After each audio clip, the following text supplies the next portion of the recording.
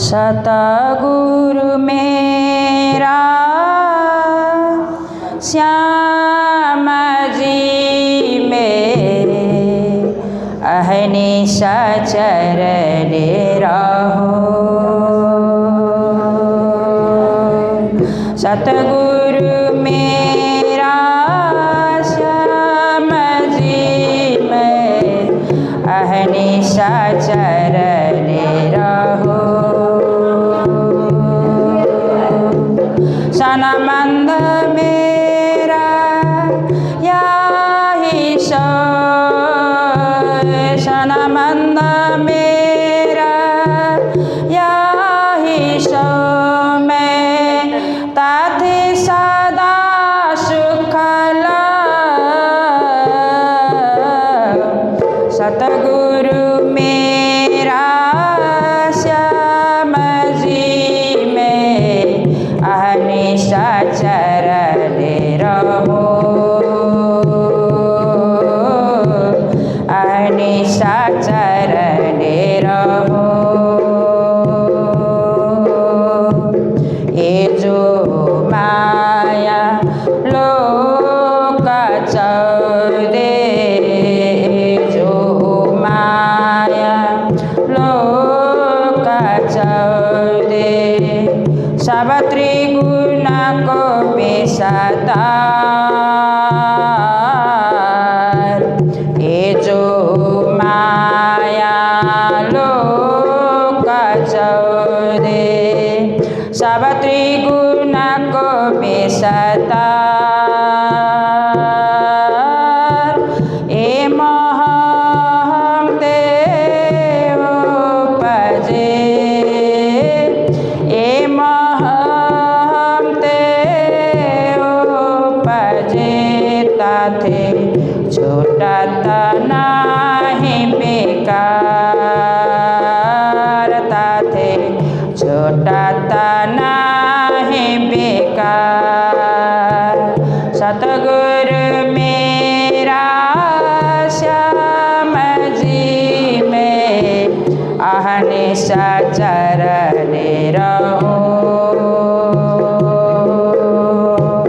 सनमंद मेरा याही सो,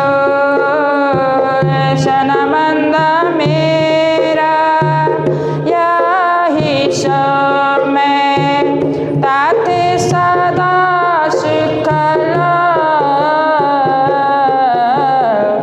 सतगुरु मेरा श्याम जी में अहनिशा चरण रहो। अहनिशा चरण रहो। इत शास्त्र शब्द कै पाशरे, इत शास्त्र शब्द कै पाशरे ताको खोज करे संसार। इत शास्त्र शब्द कै पाशरे ताको खोज करे संसार। बचनी बरती महा में, वचनी बरती महा में आरे भये निराकार। आरे भये निराकार। सतगुरु मेरा श्याम जी में अहनिशा चरण रहो। अहनिशा चरण रहो। सुबुद्ध जी ये शास्त्र ले, सुबुद्ध जी ये शास्त्र ले सबई को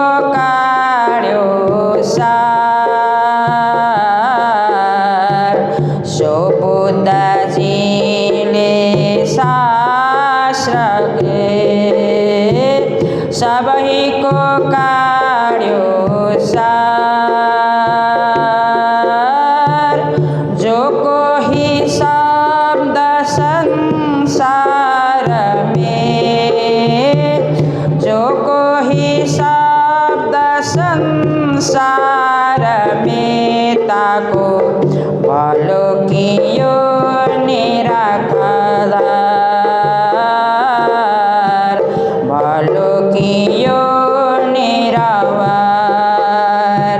सतगुरु मेरा श्याम जी में अहनिशा चरण रहो, अहनिशा चरण रहो। जाकर माया रचे, जाकर माया रचे। शास्त्र बीता कारण खेल भी यही देख है, खेल भी यही देख है। और अर्थ मिले सीन, अर्थ मिले सीन। सतगुरु मेरा श्याम जी में अहनिशा चरण रहो। सनमंद मेरा यही सो, सनमंद मेरा यही सो। मैं ताते सदा सुखला, सतगुरु मेरा श्याम जी में अहनिशा चरण रहो, अहनिशा चरण रहो। प्राणात प्यारे की जय। प्रणाम।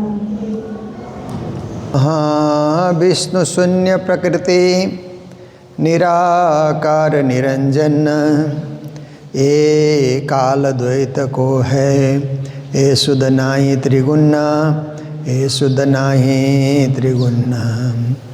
बोलो कृष्ण कन्हैया लाल की, श्री निजानंद स्वामी की, श्री प्राणनाथ प्यारे की, महारानी बाईजुराज की, महाराजा छत्रसाल की, गुरुजी मंगलदास महाराज की, श्री कृष्ण प्रणामी धर्म की, तीनों पुरी धाम की, सर्व सुंदर साथ की, प्रलय पैदा की शुद्ध नहीं प्रणाम।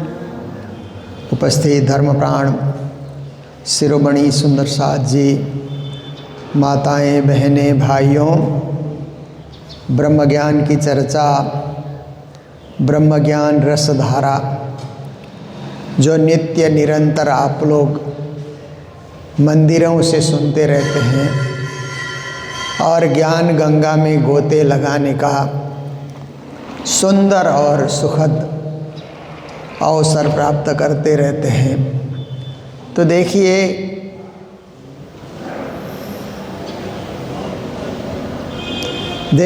कि प्रलय कहा ना, तो आप देखिए कि संसार में जीवन की 4 गति है ना, जन्म मृत्यु जरा व्याधि दुख दोषानुदर्शनम। श्री कृष्ण ने कहा कि जन्म लेना ये भी दुख पूर्ण कार्य है। संसार में जन्म लेना, जन्म देने वाले को भी दुख, लेने वाले को भी दुख। इसलिए इससे छूटने का यदि कोई उपाय है तो केवल परमात्मा की भक्ति है, परमात्मा की शरणागति है, नहीं तो ये बंधन कभी नहीं छूटेगा। एक जन्म हमने पूरा किया, एक जीवन पूरा किया, फिर दुनिया से चल बसे, फिर कर्म के वशभूत दूसरे जन्म में जाना पड़ेगा। और वो जन्म मनुष्य का भी हो सकता है, जानवरों का भी हो सकता है। कैसा कर्म हमने किया, जीते जी कैसा हमने कर्म किया है, कर्म का फल भोगने के लिए जाना ही जाना पड़ेगा। तो केवल जानवर का नहीं, हो सकता है पशु पक्षी का भी हो जाए, कीट पतंग का हो जाए, और जल के जीव का हो जाए, क्या पता। 84 का चक्र में कहाँ जा कर के फंसेंगे कुछ पता नहीं है। इसलिए इससे छुटकारा पाने का एक ही मार्ग है, परमात्मा की भक्ति, परमात्मा की शरणागति, परमात्मा की आराधना, मोक्ष प्राप्ति करना। ये चक्र से मोक्ष प्राप्ति करना, नहीं तो चक्र में घूमता ही रहेगा, कभी उसका अंत आएगा ही नहीं। उसका अंत है धर्म, उसका अंत है मोक्ष। तो देखिए, कृष्ण ने कहा कि पहला दुख तो जन्म लेने का दुख है। फिर कहते हैं कि बाद में कोई रोग व्याधि आ जाए, वो भी बड़ा दुखदाई कार्य होता है। रोग आने के बाद कई लोगों को तो जल्दी रोग ग्रसित कर लेता है ना। देखिए, कुछ कुछ बीमारियां ऐसी है कि जवानी में ही आ जाती है, जबकि जवानी पुरुषार्थ करने का समय है, अपना बल का प्रयोग करना, घूमना फिरना, खाना पीना, दौड़ना, कमाना, धंधा करना, ऐसी उम्र होती है जवानी। पर रोग कब कहाँ से घुस जाता है कुछ पता नहीं चलता है। और जब रोग जीवन में आ जाता है, बीमारियां आती है, तो फिर डॉक्टर के चक्कर लगाते रहो, दवाइयाँ खाते रहो, खुद भी परेशान, घर के लोग भी परेशान, ऐसी स्थिति भी आ जाती है। वो भी दुखदाई जीवन है। उससे भी क्या है कि छुटकारा पाना है कि ऐसे रोगग्रस्त संसार मुझे नहीं चाहिए, रोगग्रस्त शरीर भी मुझे नहीं चाहिए, इससे मुक्त होना है। तो उसके लिए भी परमात्मा की आराधना है, परमात्मा की भक्ति है। और तीसरी अवस्था है बुढ़ापा। बुढ़ापा तो देखिए कि धीरे धीरे धीरे धीरे आना ही आना है, वृद्ध होना ही होना है, उसको रोका नहीं जा सकता है, कुछ भी आप उपाय कीजिए। पर समय का फेर ऐसे चलता है कि धीरे धीरे जवानी चली जाती है, प्रौढ़ अवस्था आती है, प्रौढ़ अवस्था के बाद वृद्ध अवस्था, पाँव लड़खड़ाने लगते हैं। आप देखिए, जवानी में आप 108 परिक्रमा करते हैं, थकते ही नहीं, लगता है और 108 बार कर लें। पर बुढ़ापे में 1-2 परिक्रमा करते ही पाँव लड़खड़ाने लग जाते हैं। आरती लेकर के खड़े होते हैं तो हाथ कांपने लग जाते हैं, आरती नहीं हो पाती है, देखिए। और कहीं ज़मीन में बैठ भी नहीं सकते हैं।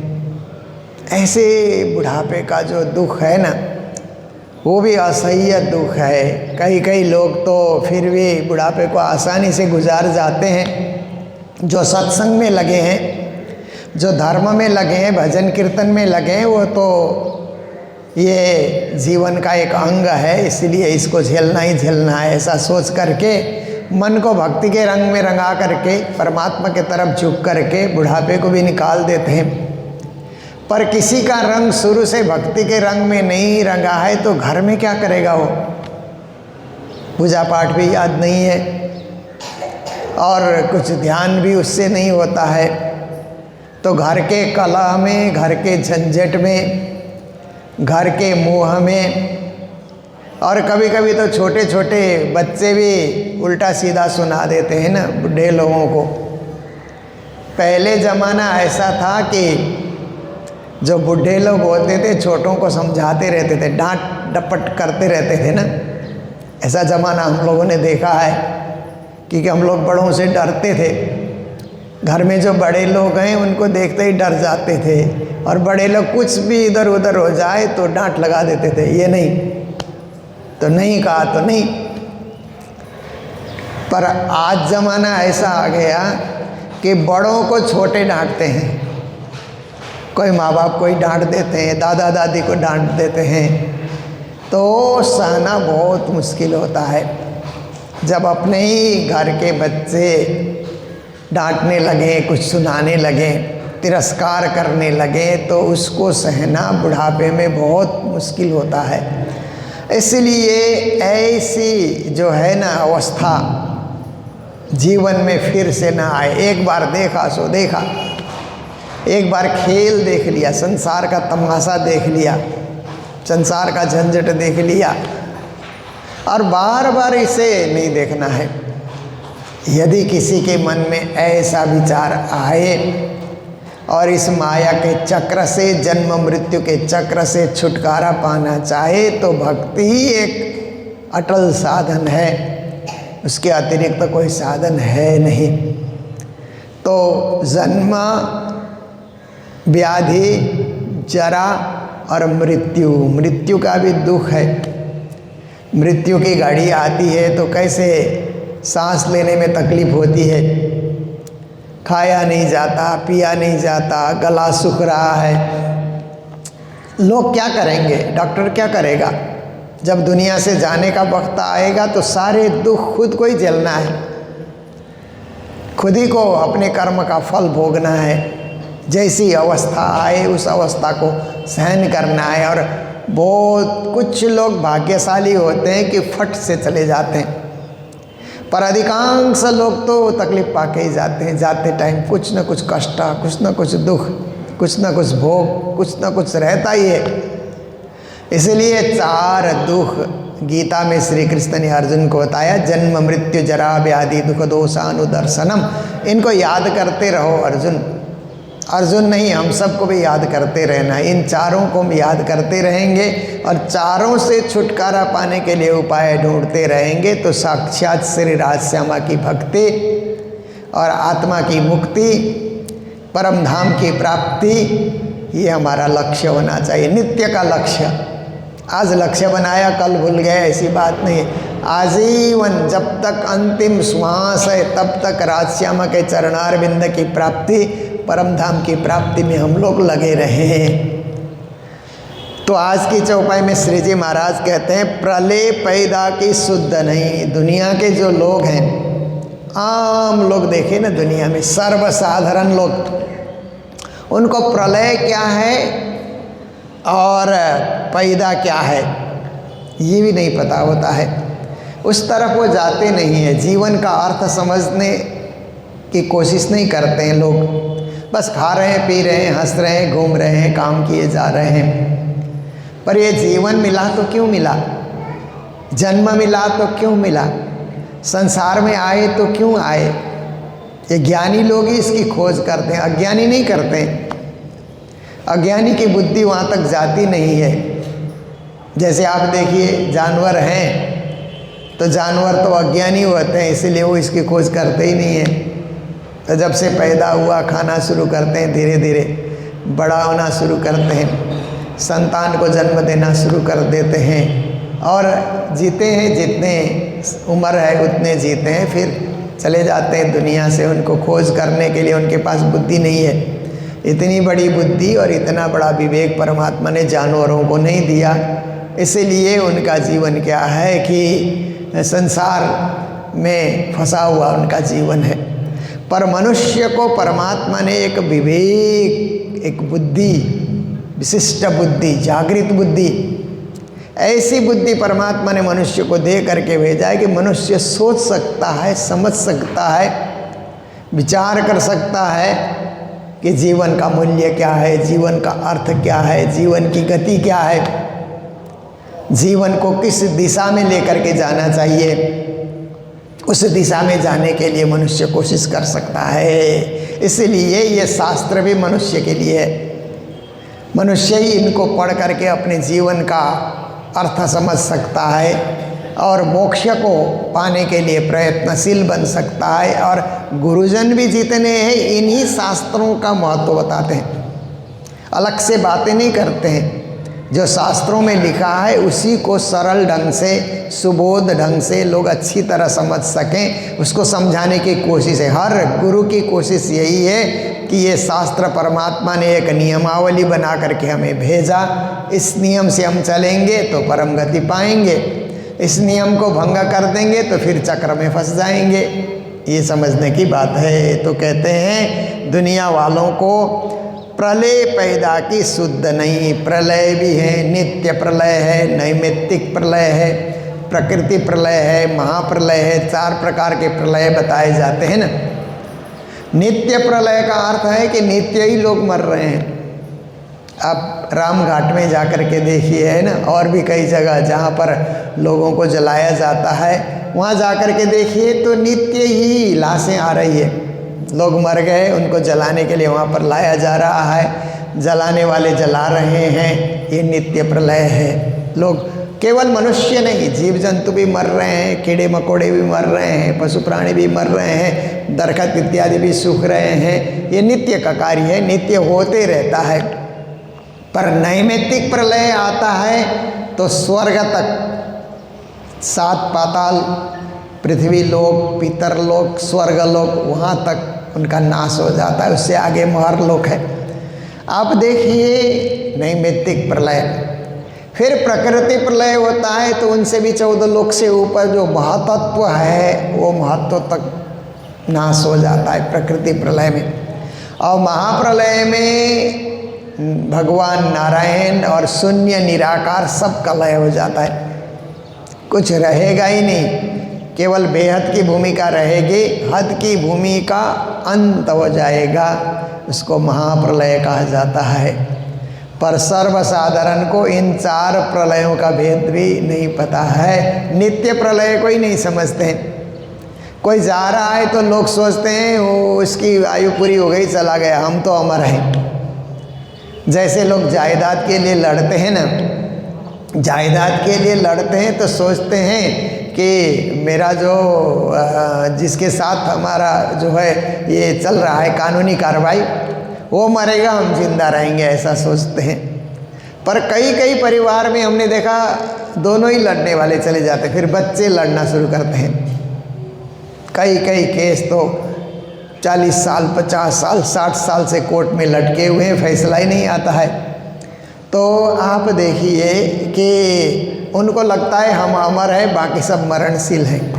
पर मरणशील तो आप भी हैं, सारी दुनिया ही मरणशील है। इसलिए ज्ञान हमको होना चाहिए कि प्रलय क्या है, पैदा होना क्या है, फिर उस घर में पैदा होंगे ये भी गारंटी नहीं है। किस घर में जाएंगे, कर्म के वशीभूत कहाँ पहुँचेंगे, कुछ ठिकाना ही नहीं है। इसलिए आज की समझदारी का प्रयोग करके सत्कर्म में लग जाना चाहिए, दुष्कर्म को छोड़ देना चाहिए। तो ये क्यों जाने अक्षर, जब ये 4 प्रलय का ही नहीं पता है, बेहद का पता ही नहीं है, तो अक्षर को कैसे जानेंगे। अक्षर के पार तो अक्षरातीत है। धाम के धनी पूर्ण ब्रह्म परमात्मा को पाना है तो अक्षर को भी पार करना पड़ेगा। पर इधर बेहद की पता नहीं है, कुछ नीचे का ही नहीं जानते हैं। तो जैसे जो बच्चा है वो प्राइमरी नहीं पढ़ा हुआ है तो हाई स्कूल में क्या जाएगा, हो हाई स्कूल नहीं पढ़ा है तो कॉलेज कहाँ से जाएगा। एक के बाद स्टेप बाय स्टेप ही तो वो MA की डिग्री ले सकता है। पहले की डिग्री है नहीं तो ऊंची डिग्री कहाँ से लेगा। इसी तरह नित्य नैमित्तिक प्रकृति महाप्रलय का पता होना चाहिए, ज्ञान होना चाहिए, तब जा कर के वो बेहद भूमि की खोज करेगा, अक्षर की खोज करेगा और अक्षरातीत की भी खोज करेगा। लोक जिमी आसमान के, श्री जी महाराज कहते हैं कि जो लोग हैं इस धरती के और आकाश के तो पशु पक्षी आकाश के कहना चाहिए, सोने के लिए विश्राम के लिए तो दरख्त में आ जाते हैं, अपने घोंसले में आ जाते हैं, पर दिन भर तो आकाश में विचरण करते हैं ना, ऊंची उड़ान भर लेते हैं। पक्षियों को और पतंगों को आप देखिए तो उनको आसमान के जीव कहा गया। और धरती के जीव हैं, धरती में रेंगते रहते हैं, धरती में इधर उधर चलते रहते हैं। हम लोग भी धरती के जीव हैं, हम लोग उड़ नहीं सकते हैं ना, पक्षी की तरह उड़ने की हमें क्षमता नहीं है। इसलिए मानव ने हवाई जहाज़ की सृष्टि की ना, हवाई जहाज़ को बनाया, उसका निर्माण किया कि हम खुद नहीं उड़ सकते हैं तो ऐसे मशीन तैयार किया जाए कि उसमें उड़ करके एक ठिकाने से दूसरे ठिकाने पहुँचे। अगर मनुष्य में उड़ने की ताकत पैसे बनाई होती तो हवाई जहाज कोई बनाता है नहीं, खुद ही उड़ करके वो एक जगह से दूसरी जगह चला जाता, पर ऐसे पंख हमारे पास नहीं है। तो आप देखिए कि हम इस संसार में संसार के ही जीव हैं। कहीं भी उड़ान भी भरेंगे तो धरती में ही उतरते हैं, धरती में ही व्यवहार करते हैं, धरती के लोगों से मिलना जुलना होता है, धरती के ही धन का प्रयोग करते हैं, धरती में ही हम लोग चलते हैं। इसीलिए हमको क्या कहा, पृथ्वी के लोग कहा, और पक्षियों को आसमान के कहा, देवताओं को भी आसमान के कहा जाता है। देवता भी आकाश में रहते हैं ना, ऐसा माना जाता है। इनकी याही बीच नज़र पर, जो जहाँ रह रहा है उसकी नज़र वहीं है, उससे ऊपर नज़र नहीं कर सकता है। जैसे आप देखिए पृथ्वी के लोगों की नज़र पृथ्वी में है कि पृथ्वी का कोई कोई हिस्सा खरीदा जाए, वहाँ मकान बनाया जाए, आराम से रहा जाए। बड़े बड़े सेठों को आप देखिए ना कि पहले धन कमाते हैं तो सोचते हैं बड़े बड़े शहरों में फ्लैट लिया जाए और छुट्टियों में वहाँ जा कर के रहा जाए। तो अब लोग सोचते हैं, अब भारत के लोग भी बहुत धनाढ्य हैं ना, बहुत पैसे वाले लोग हैं भारत में, तो चलो दुबई में एक फ्लैट लेते हैं, छुट्टियां मनाने के लिए दुबई जाएंगे। कई लोग स्विट्ज़रलैंड में लेंगे, दुनिया का सबसे अच्छा सा देश माना जाता है ना स्विट्ज़रलैंड को, प्राकृतिक सौंदर्य बहुत ज़्यादा है वहाँ पर। तो स्विट्ज़रलैंड में घर लेंगे, फ्लैट लेंगे, ऐसा इंग्लैंड में लेंगे, कहीं सोचते हैं कहीं अमेरिका में लेंगे, ऑस्ट्रेलिया में लेंगे। आप देखिए इसी धरती में ही सुख ढूंढ रहे हैं, धरती में ही आराम ढूंढ रहे हैं, और धरती में ही बहुत कुछ पाने की अभिलाषा रखते हैं। पर धरती का जीवन भी कब तक का है, आप कितना ही इंतज़ाम कर लो, परंतु मृत्यु को तो कोई रोक नहीं सकता। तो जो आसमान के हैं, देवी देवता इत्यादि आसमान के माने जाते हैं ना, क्योंकि पितृलोक भी तो हमसे ऊपर है ऐसा माना जाता है। पितृलोक के लोग हैं, पितर लोग हैं, तो वहीं तक की सोच रखते हैं, उससे आगे वो नहीं सोच सकते। स्वर्ग के स्वर्ग तक ही सीमित हैं, तो वैकुंठ के वैकुंठ में ही सीमित हैं, तो उससे परे की सोच कोई नहीं रखता।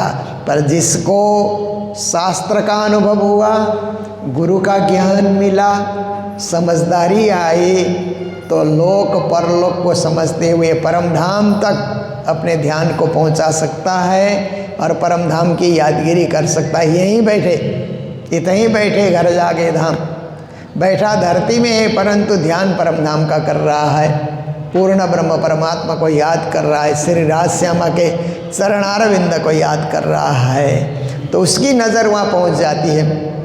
बाकी की नज़र धरती में है, धन में है, परिवार में है, पर भक्ति करने वाले की नज़र परम धाम पहुँच जाती है। अक्षर स्वरूप पल में, फिर कहते हैं अक्षर जो है उनका कार्य है पलक के झपकते ही ब्रह्मांड बनाना और मिटाना, ये अक्षर का कार्य है। नित्य अक्षर ऐसे कार्य करते रहते हैं। तो ऐसे जो अक्षर हैं, ऐसे कई कोट इंड उपजे, ब्रह्मांड बनाना मिटाना ये उनका कार्य होता है। तो वो इसी कार्य में बाल लीला में लगे हुए रहते हैं। तो श्री प्राणनाथ जी महाराज कहते हैं, पल में पैदा करके फिर वाही पल में खपे। एक पलक के झपकते पैदा करते हैं, फिर दूसरे पलक में वो मिटा भी देते हैं। ये अक्षर का काम है। जैसे बच्चे खेल करते हैं तो ज़मीन में कई चीज़ें बना करके खेल करते हैं, फिर खेल पूरा होता है तो सब उसको ख़त्म कर देते हैं। पर आजकल के बच्चे ज़मीन में नहीं खेलते, हम लोगों तक ने खेला होगा ज़मीन में, धरती में। आजकल तो लैपटॉप में है ना, आईपैड में, मोबाइल में बच्चे खेलते हैं ना। और आजकल के बच्चे को आप देखिए इतने चालाक होते हैं कि खिलौना दो तो पट से छोड़ करके मोबाइल ही दो बोलते हैं, क्योंकि उनके लिए मैदान वो बन गया, अब डिजिटल मैदान बन गया। तो डिजिटल युग में जो पैदा हुए तो डिजिटल चीज़ की ही वो चाह रखते हैं, उससे खेलना चाहते हैं। खेलते हैं कई देर तक, फिर बाद में बंद कर देते हैं। कितना खेलेंगे, जब खेल खेल करके थक जाएंगे तो उसके बाद वो उसको बंद कर देते हैं। तो ऐसे ही अक्सर भगवान भी सृष्टि की रचना करते हैं, बाल स्वरूप हैं, ब्रह्मांड विश्व ब्रह्मांड बनाते हैं और ब्रह्मांड में कई जीव पैदा होते हैं। उन जीवों को खेलते हुए देखते हैं, एक दिन इसको प्रलय करके मिटा देंगे, ये उनका काम है। तो पल में पैदा करके फिर वही पल में खपे, फिर एक पल में पैदा करते हैं, दूसरे पल में समाप्त करते हैं। उनके लिए तो पल पल की बात है, परंतु दुनिया में देखा जाए तो कई जीवन हमारे निकल रहे हैं। आप देखिए कि कुछ कीड़े ऐसे होते हैं, सुबह पैदा होते हैं, दिन भर जीते हैं, शाम को मर जाते हैं। तो उनके लिए एक जीवन चला गया, हमारे लिए केवल एक दिन गया ना, मनुष्य का एक दिन गया। परंतु वो जो जीव सुबह पैदा होकर के शाम को, कई छोटे छोटे जीव होते हैं, उनको शाम को मृत्यु भी हो गई।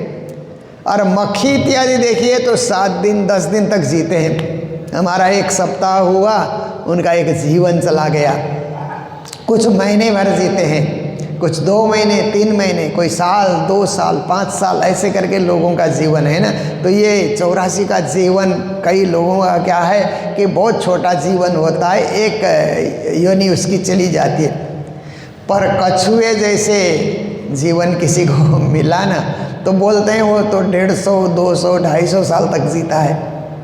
तो आप देखिए कि मैं एक बार इधर ये अलीपुरद्वार उस साइड में गया था, तो एक तालाब में लोग कछुए दिखाने ले गए थे। सब कछुए के पीठ पे वो कब जन्मा है वो डेट लिखा हुआ है। तो देखिए अब वो जल्दी मरेंगे नहीं, उनकी आयु बड़ी लंबी होती है। तो ऐसे जीवन में कोई चला गया तो दुख झेलते रहो और कष्ट को उठाते रहो, वो जीवन जब तक नहीं छूटेगा।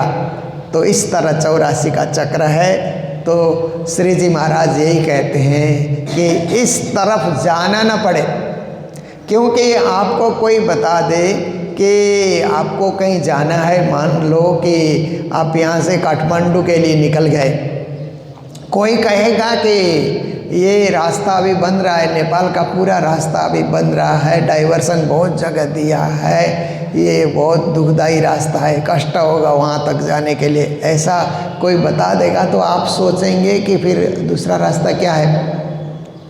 तो सोचेंगे कि दूसरा जो है पहाड़ के नज़दीक से भी बनाया है ना, कि एक तो हाईवे है, एक पहाड़ के नीचे से भी एक रास्ता बना करके काठमांडू जाने का वो सुविधा अभी हुई है, तो उससे भी लोग जाते हैं। वो एक रास्ता है, पर वो भी थोड़ा घुमावदार रास्ता है। तो व्यक्ति सोचता है तीसरा रास्ता क्या है, हवाई जहाज से जाओ, चंद्रगढ़ी चले जाओ, वहाँ से उड़ करके काठमांडू पहुँच जाओ। तो ज्ञानी व्यक्ति सोचता है, समझदार व्यक्ति सोचता है कि मुझे उसी रास्ते को चुनना है जिस रास्ते में कम कष्ट हो और फट से उड़ करके हम ठिकाने पहुंच जाएं, ज़मीन में रेंगते हुए, दुख झेलते हुए, कष्ट धक्के खाते हुए कहाँ तक जाएंगे। ऐसे ही 84 लाख योनियों का जो मार्ग है वो बहुत धक्केदार मार्ग है, परिश्रम वाला मार्ग है, दुखदाई मार्ग है। तो ज्ञानी कहता है कि फिर सुखदाई मार्ग कहाँ है। सुखदाई मार्ग है तो मनुष्य जीवन में रहते रहते परमात्मा को याद करके परम धाम की यात्रा करो। आत्मा उड़ करके परम धाम चली जाएगी, उसको शरीर को चलना नहीं पड़ेगा, शरीर तो यहीं छूट जाएगा, परंतु आत्मा उड़ करके दिव्य परम धाम को चली जाएगी। तो ज्ञानी कहेगा मुझे वही रास्ता चुनना है, मुझे चल करके पहुंचने वाला नहीं चाहिए, मुझे तो उड़ करके फट से उस दिव्य धाम में जाने का ऐसा सुंदर सुगम सुखद आनंदप्रद मार्ग मुझे चाहिए। वही आनंदप्रद मार्ग महामती प्राणनाथ जी अपनी वाणी में बता रहे हैं और वाणी में इसका अनुभव हमें करा रहे हैं। तो आज यहीं रखते हैं, क्योंकि हमारी यात्रा मुंबई की ओर है। मुंबई में गुरुजी के बहुत सारे शिष्य हैं जो वर्षों से गुरु भक्ति में लगे हुए। गुरु महाराज ने मुंबई में जाकर के प्रतिवर्ष जाते थे। यहाँ से जैसे ही दिवाली का कार्यक्रम पूरा हो जाए, गोवर्धन पूजा का कार्यक्रम पूरा हो जाए, तो गुरु महाराज जुही जाते थे। भिवानी बाद में बना, भिवानी भी गए बाद में, पहले जुही ही जाते थे दिवाली के बाद गोपाष्टमी करने के लिए। फिर वहाँ गोपाष्टमी होने के बाद फिर मुंबई चले जाते थे। 1 महीना 1.5 महीना वहाँ रहते थे। इधर जब तक ठंडी पड़ रही है, गुरु महाराज वहीं बम्बई में तो ठंडी पड़ती नहीं है, वेदर क्या है, वातावरण भी अच्छा, और सुंदर साथ की भी अच्छी जागनी उनके द्वारा वहाँ पर हुई, जो आज भी हम लोग देखते हैं कि कोई भी हमारा फंक्शन होता है कालिम्पोंग में, सिलीगुड़ी में, तो वहाँ के सुंदर साथ आते ही आते हैं, धर्म प्रेमी हैं। तो वहाँ पर क्या है कि इस बार गुरुजी ने उनको कहा था कि आप लोग प्राणनाथ जी और देवचंद जी के मिलाप की तिथि को मनाना। तो गुरुजी जाते थे उस तिथि में, तो सुंदर साथ कभी मंदिर में, कभी बाहर बड़ा हॉल ले करके, कभी पिकनिक के रूप में जा कर के, कभी तीनपुरी धाम की यात्रा में जा कर के उस तिथि को मनाते रहे। तो इस बार उन सुंदर साथ ने तैयारी की है कि घर घर में 108 पारायण पढ़ेंगे और एक हॉल लेकर के वहाँ पर पूर्णावती का कार्यक्रम करेंगे। तो आने वाले 30 तारीख को, ऐसे तो मिलाप तो 29 है, परंतु रविवार को लेकर के 29 तारीख मंदिर में कार्यक्रम होगा, मूल मिलावे की बैठक होगी जो गुरुजी ने शुरू कराई थी।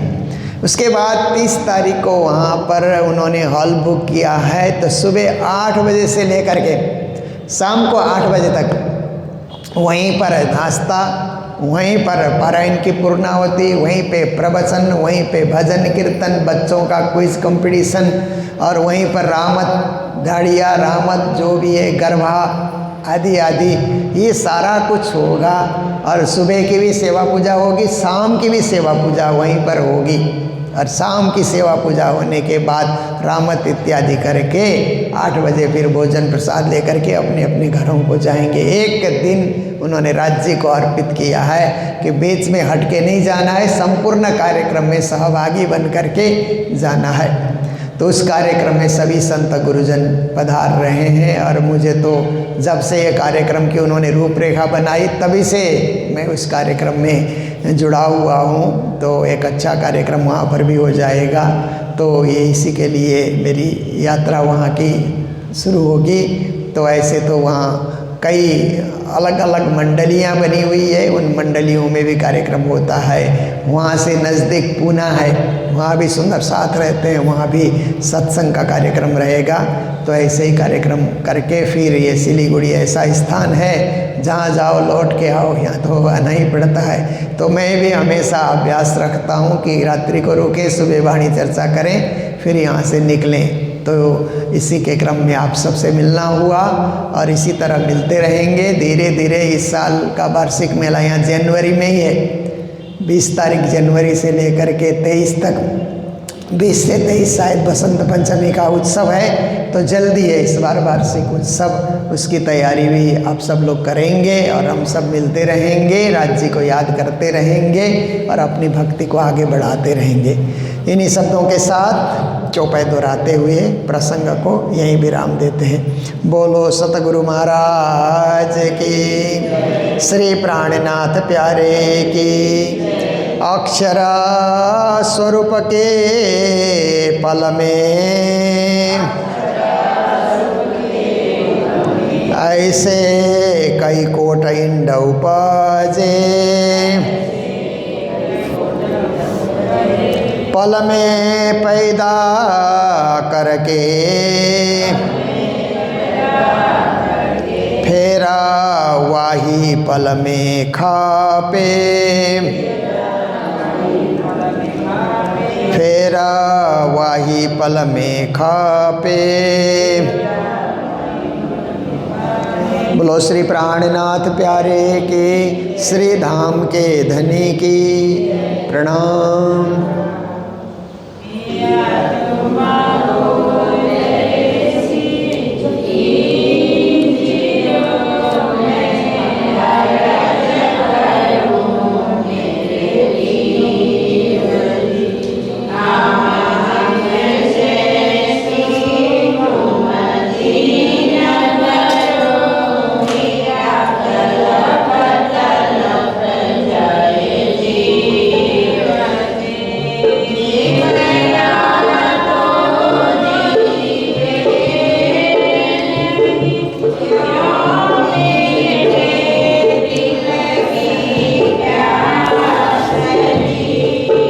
प्रसाद लाना।